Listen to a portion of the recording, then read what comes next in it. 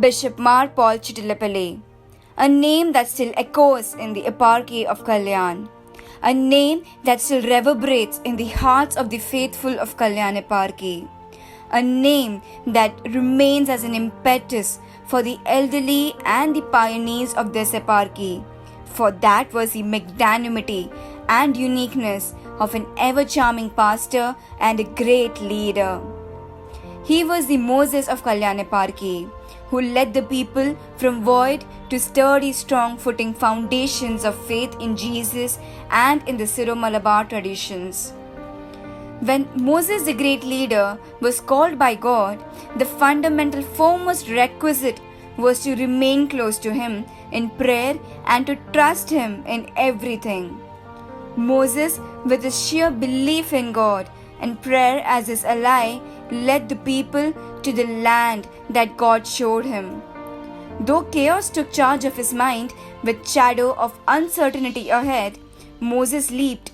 He leaped into darkness with the hope that God won't forsake him. And God fulfilled his promises. Similar is the tale of our beloved Father Paul Chittilappilly. In 1987, as per the direction of the Syro-Malabar Synod, Mar Joseph Kundakulam of the Arch-Eparchy of Thrissur sent Monsignor Paul Chittilappilly with another 3 priests to Bombay to coordinate and unite the Syro-Malabar Catholics in Mumbai and in other cities of Maharashtra.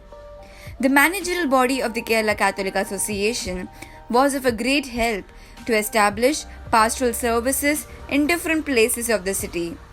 With no church or a proper place to stay, he, along with fellow priests, shared room in Kalina.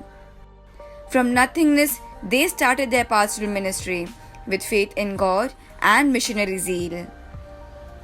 The secret behind his success story lies in his unwavering faith, strong prayer life, and the deep conviction that God does everything for good.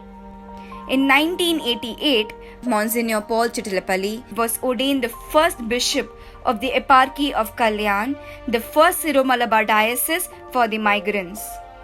A completely new diocese created for a community of around 1 lakh people scattered over 14 civil districts of Maharashtra, with a motto of unity, love, and sacrifice. He was a judicious, down-to-earth pastor who always liked to be around with people. Anyone could tweet up with him without any prior arrangement or appointment. In the initial years of his pastoral ministry, Bishop Paul used to go to parishes to say Mass himself if the parish priest was absent or when no substitute could be found. He deeply and passionately loved the people of God entrusted to him, and the same spirit and passion was imparted to the priest and the seminarians. He knew every priest and seminarian of the eparchy by name and kept them close to his heart, seeing the future of the eparchy in them. The love he had for the diocese was injected into the seminarians and was always very particular about it. The administrative capacity of Bishop Paul was so extraordinary that he sailed the boat with the help of a very few priests and office staff.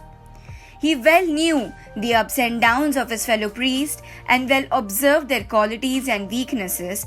Like a magician, he drove them for the growth of the eparchy. The pastoral zeal and the astounding memory power of Bishop Paul was phenomenal. He knew every helping hand by name that moved for the diocese, let it be in any corner, far or near. Without any doubt, he was a shepherd who knows the whiff of his sheep.